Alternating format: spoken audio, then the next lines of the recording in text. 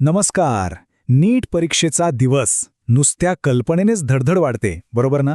आज आपण डॉक्टर निलेश शहा यांच्या याच दिवसाच्या एका अत्यंत महत्त्वाच्या मास्टर प्लॅनवर चर्चा करणार आहोत. कारण नीट म्हणजे फक्त विद्यार्थ्यांचीच नाही, तर पालकांचीही तेवढीच मोठी परीक्षा असते. या प्रचंड तणावाच्या वातावरणात नेमकं कसं वागायचं आणि हा समांतर प्रवास कसा यशस्वी करायचा, हे आपण आज अगदी सोप्या भाषेत समजून घेणार आहोत. चला, एका अत्यंत सुंदर आणि खोल विचाराने सुरुवात करूया.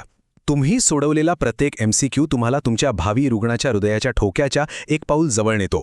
खरंच किती भारी विचार आहे हा. अभ्यासाचा कंटाळा आला की हे वाक्य नक्की आठवा. बघा कशी ऊर्जा मिळते ती.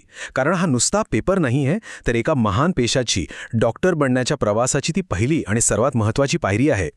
तर आजचा आपला हा प्रवास 6 मुख्य टप्प्यांतून जाणार आहे. 1. स्मार्ट तयारी आणि परीक्षेची सकाळ. 2. परीक्षा केंद्रावर पोहोचणं आणि ड्रॉप ऑफ. 3. सिक्युरिटी आणि आत जाण्याची प्रक्रिया. 4. परीक्षा हॉलमधला थरार. 5. शेवटची ती 10 मिनिटं. आणि 6. परीक्षेनंतरची भेट आणि सर्वात महत्त्वाचा मानसिक आधार.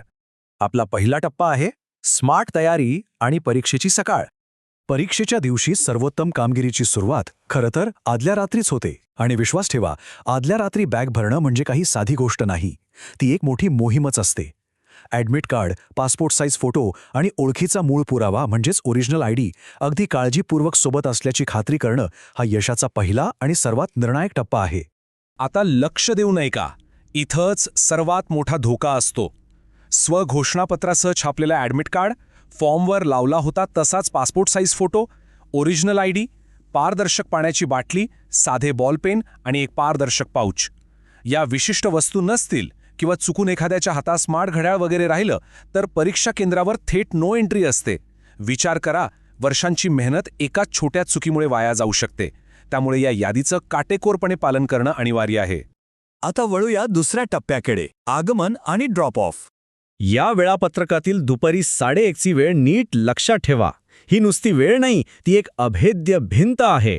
उशिरा आलेल्यांना कोणत्याही परिस्थितीत काहीही झालं तरी आत घेतलं जात नाही.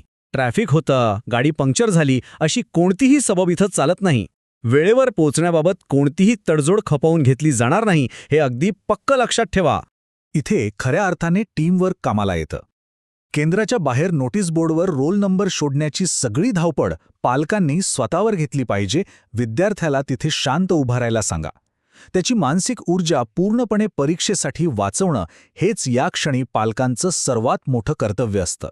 आता बघूया तिसरा टप्पा, सुरक्षा आणि प्रवेश प्रक्रिया.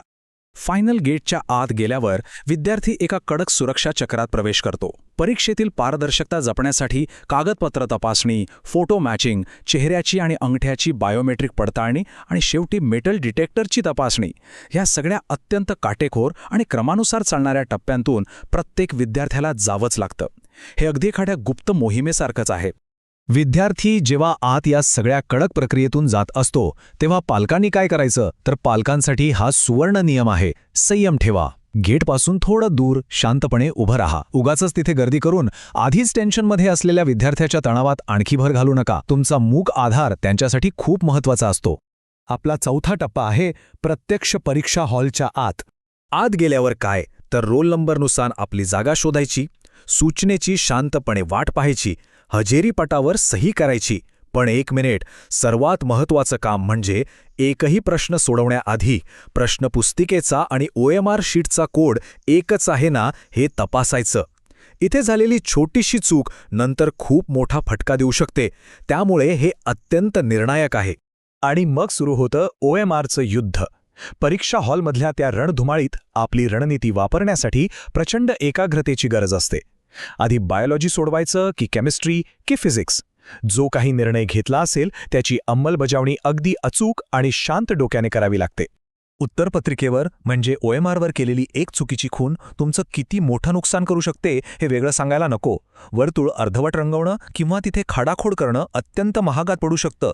यामुळे एकतर निगेटिव्ह मार्किंग होतं किंवा ते उत्तर ग्राह्यच धरलं जात नाही. त्यामुळे वर्तुळ पूर्ण आणि व्यवस्थित काळं करणं हे अगदी बेसिक पण महत्त्वाचं आहे.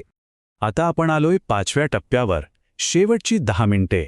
घड्याळाचे काटे जेव्हा शेवटच्या क्षणांकडे सरकतात तेव्हा रणनीती पूर्णपणे बदलली पाहिजे. बरोबर 4:50ला नवीन प्रश्न सोडवणं थांबवा. आता शेवटच्या क्षणी घाईघाईत अंदाजे म्हणजे तुक्के मारणं पूर्णपणे टाळा. त्याऐवजी जे सोडवलंय त्याची तपासणी करण्यावर लक्ष केंद्रित करा. डोकं शांत ठेवणं इथे खूप महत्वाचं आहे. वेळ संपल्यानंतर हॉलमधून बाहेर पडणं ही देखील एक अत्यंत शिस्तबद्ध प्रक्रिया असते. उमेदवारांनी उत्तरपत्रिका आणि रफ पेपर पर्यवेक्षिकाकडे जमा करणं बंधनकारक असतं. पण चांगली गोष्ट म्हणजे नंतरच्या विश्लेषणासाठी आपण प्रश्नपुस्तिका घरी घेऊन जाऊ शकतो. आणि आता आपला शेवटचा आणि 6वा टप्पा, परीक्षेनंतरची भेट आणि आधार. परीक्षा संपते, गेट उघडतं. अशावेळी पालकांनी सर्वात आधी काय करावं बरं? परीक्षेनंतरचा हा टप्पा पूर्णपणे मानसिक आणि भावनिक बुद्धिमत्तेचा असतो. गेट उघडताच विद्यार्थ्याला सामोरं जाताना पालकांची खरी कसोटी लागते. मार्गदर्शिकेनुसार परीक्षा संपल्यानंतरची पहिली 30 मिनिटं ही बफर झोन किंवा कूल डाऊन पिरियड म्हणून पाळली पाहिजेत. विद्यार्थ्याला लगेच थोडं पाणी आणि हलकं खाऊ द्या. हसून स्वागत करा. विद्यार्थ्याच्या हृदयाची धडधड आणि तणाव शांत होण्यासाठी पेपर कसा गेला हा प्रश्न विचारणं अगदी कटाक्षाने टाळा. सोशल मीडियापासून त्यांना दूर ठेवा आणि त्यांना स्वतःहून आधी बोलू द्या. इथे ना अशाब्दिक संवादाचं तंत्र खूप कामी येतं.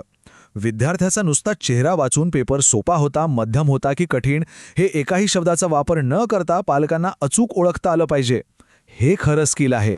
मग मार्क कधी काढायचे? तर जेव्हा घरातील वातावरण पूर्णपणे शांत आणि निवांत होईल तेव्हाच ह्या डॉट पद्धतीचा वापर करा. विषयवार बरोबर उत्तरे, चुकीची उत्तरे आणि न सोडवलेले प्रश्न यांचं कॅल्क्युलेशन करून अनावश्यक भीती न बाळगता लॉजिकली गुणांचा अंदाज लावता येतो. यामुळे पुढच्या टप्प्यांचं प्लॅनिंग करणं नक्कीच सोपं जातं. आणि जाता जाता एक अत्यंत मोलाचा विचार, बाहेरून मिळालेला भक्कम आधारच आतमध्ये आत्मविश्वासाने कामगिरी घडवतो. हे खरं आहे ना? परीक्षेच्या दिवशी मिळणारे यश केवळ पुस्तकी अभ्यासावर अवलंबून नसते, तर ते एका शांत आणि एकत्र केलेल्या सांघिक प्रयत्नांवर अवलंबून असते. शेवटी विचार करण्यासारखी गोष्ट हीच आहे, अभ्यासाची परिपूर्ण तयारी तर लाखो विद्यार्थी करतात, पण त्या निर्णायक क्षणी तणावावर मात करून स्वतःचं मानसिक संतुलन कितीजण टिकवू शकतात आणि इथेच खरा फरक पडतो.